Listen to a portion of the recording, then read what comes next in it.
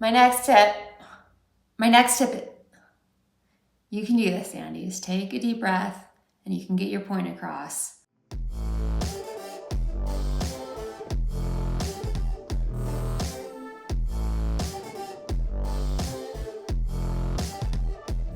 We've got some snow. It is nice and chilly today, but it's a beautiful day. I can run. I'm alive. So we're going to make the best of it. And that's kind of where I want to take this video of helping you with your 2022 goals and helping you make sure you stay on track and make it an enjoyable process. I know, we're about a month in. Some people, you're still going strong on your goals. Some people, and this is whether or not you have a resolution. I know some people just feel the momentum of the new year, whether or not like you're somebody's like, oh, I'm going to set a goal at the first of the year, or you're somebody who's like, I can make a goal whenever I want. I still know like we're thinking of what we want to accomplish this year. And sometimes this time of year for athletes, it's hard when it's cold and snowy out. So I want to show you how I keep on track and give you some tips on to help you again with your goals and also just to enjoy the process while you're at it. Second thing, to update you on a little blip in my racing schedule, but I have a run to do first, so I'm gonna go do that and then we'll get back to that in a little bit. I tried to film today's run, but of course my GoPro died. It always does that when it's cold out. I don't even know why I brought it with me, but I wanted to try. So maybe I'll film part of my strength session later this evening. But before that, and letting you know what's up with my racing, I wanted to share some of the tips that help me stay on top of my goals and hopefully help you in the process. Something I found that's actually really helpful for me in achieving my goals, it's gonna seem a little counterintuitive maybe, but it's to be present here and now. Because I've learned this the hard way that I can have a goal way off to do well in a race. Maybe it's running a certain time, having a certain place, whatever. But the key to achieving that goal is to being right here, right now, and making the most of today. Because if all I'm doing is thinking ahead, then I'm not gonna make the most out of the day at hand. And of course, it's being present every day and making the most out of it is what's gonna help the most to achieving that long-term goal. And I come from Ohio. I definitely have that Midwestern grit, which is very helpful, but sometimes detrimental, where it just like kind of have that mindset to grind it out no matter what. And it's not about enjoying the process and just about like getting it done and working hard. But I found that if I bring joy into every day and appreciation into every day, that I'm just so much better at everything I do. I get stronger faster, I run faster, and I recover faster. And so mixing that work ethic with fun and joy is really the key for me, and doing it right here, right now, every single day, or at least trying to. I know that's like really hard in itself, just always being present. I'm definitely not always present, but it is something I work towards and remind myself of constantly. Some research suggests that writing down your goals can make you more likely to achieve them by 40%, which is a lot. So I'm gonna take it one step further though. I'm gonna say write down your goals, and then wherever you wrote it down, put it somewhere you can see it. You might even want to type it out and then do a screenshot and have it as your background on your phone or your computer, just so you can stay connected to that goal on a daily basis. When somebody comes up with a new goal, one of the things I'd always encourage people to ask is why they even care about that goal. It doesn't always have to be incredibly deep, because I do feel like some people trend that way. It can definitely be deep, but it doesn't have to be. Like for me, even when I'm setting race goals, a lot of it still comes back to feeling accomplished, feeling proud of myself, feeling joy every day. And it doesn't always need to go deeper than that. Sometimes it does.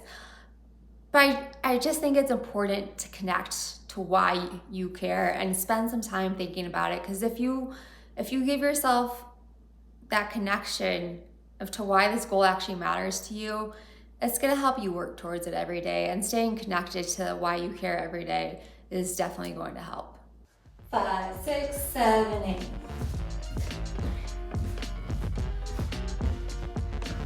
Shoot, that wasn't right. It's okay, Sandy. You'll get it. You're just starting out. Keep trying and you'll get better. My next tip is to practice positive self-talk.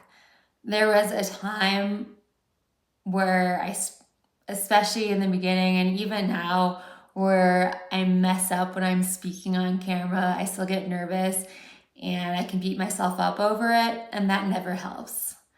What helps is positive self-talk, and practicing that is a big reason why I'm still doing these videos.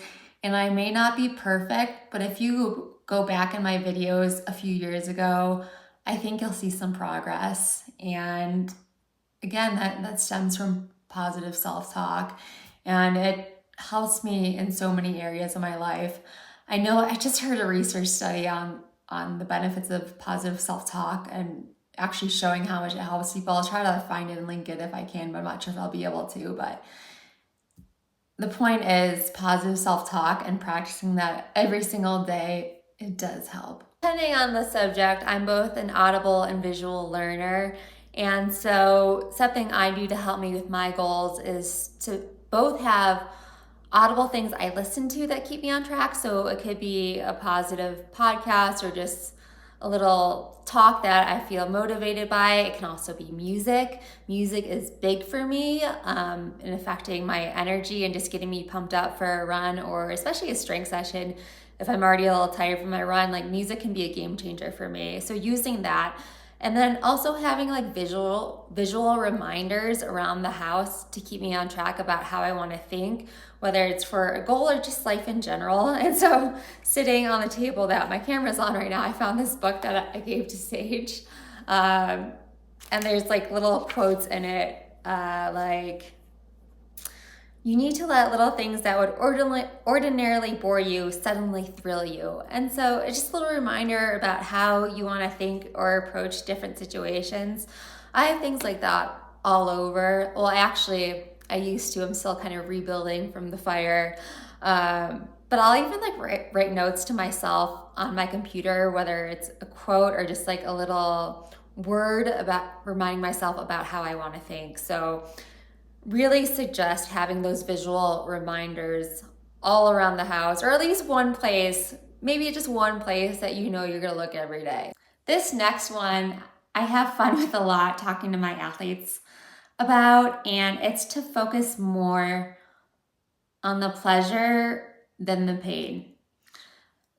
This isn't true for everybody, but sometimes people are often scared of certain runs, whether it's a long run, interval sessions, tempo runs, even strength work and stuff like that. And it's often because people are so focused on how uncomfortable it's going to be, or how they're feeling right in the moment. Like if you did, I did a long run in the morning, I'm about to do a strength workout, could be feeling a little fatigued, and I could focus on feeling fatigued and give myself a reason not to do the strength workout. Or I could be focusing on, I'm gonna listen to some music that I really enjoy listening to. I'll start moving and I'll probably build some momentum, and then the strength workout's gonna feel really good and I'm gonna feel like a total badass after doing it.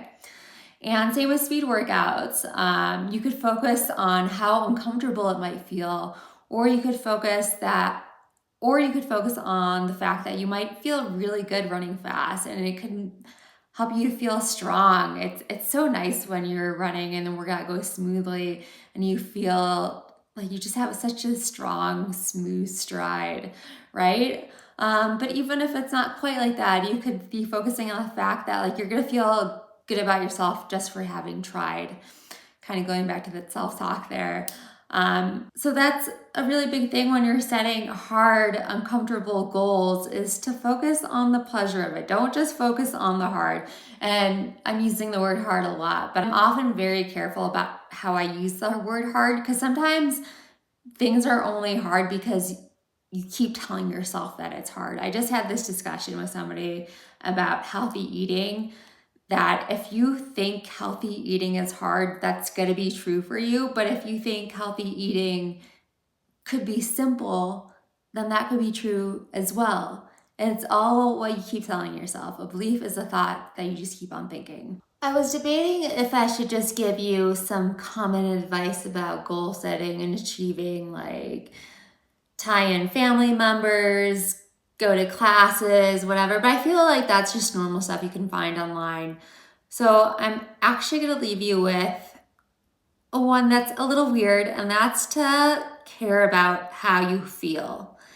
And the reason I'm saying this is that when you care about how you feel, you notice when certain things aren't serving you, right? So if you keep on telling yourself you're slow and you feel bad about it, you can recognize that telling yourself that you're slow is not serving you, and you could slowly start thinking better thoughts. Like it's really hard to go from I'm slow to I'm fast. I actually did a whole video on this, but you can go to I'm faster than I would be if I was just sitting on the couch. I'm getting a little bit faster every day. I'm feeling better in my body every day. And just things like that. And same with, if you're trying to eat healthy, you eat bad maybe for an entire day. Don't beat yourself up about it. But if it does make you feel bad, you realize that it's not serving you. And you start thinking about choosing foods that actually make you feel good. And I'm a big believer in making healthy foods taste good too, because I really think that's doable. I just thought of one that I think is really important, is to also notice how your surroundings make you feel. Like, even the TV shows you watch, the music you listen to, they can all have a big impact on how you feel. So growing up, I listened to a lot of emo music, and I still think there's some good, like upbeat, fun emo music from the 90s, early 2000s that are still good I can still listen to. But if I listen to a more depressing song, I notice that it does make me feel bad. And that makes me careful about the music I listen to. And same goes with the TV shows I watch and even the conversations I take part in. It's sometimes you need uncomfortable, hard discussions, but at the same time, sometimes you have discussions that you've already had before and you don't need to repeat them, and they make you feel bad. And so it's okay to leave that conversation. I've done it before, and it was fine, and I felt better for it. So again, just care about how you feel, because if you feel good and care about feeling good, you're going to want to keep going after your goals every day. And it's going to make them so much more easy to achieve, especially when it comes to like running goals. If you feel good, you're going to have the energy to go outside and run. So again, that was a little bit of a different one. I hope it makes sense of why it even goes along with goal setting. And yeah, I think that's enough tips for this video anyway. Okay, so my running updates. Well, I have an interesting race update, but first I'll tell you how my training's going. Today ran 14 miles, snow, dirt, and I actually felt really strong. And that was after skiing a couple laps. So I do ski most uphill and downhill yesterday. And the last time I did that, if you remember, I actually put this in the video, is I felt really tired the next day on my run when I did that. And yesterday I did more skiing and I felt really good today. And I think I don't know if it's my body getting used to it, because I didn't ski at all last week because I was in Hawaii. So I think it's just my technique is getting a little bit better. So that was good. Had a strong run today and really had fun and enjoyed it. And I also think it's was partly due to making sure I stayed hydrated and just ate a ton of food last night. Getting into races. So, as you know, if you follow this channel, did a couple races last year with the purpose of getting enough points to get into CCC. So I had my points.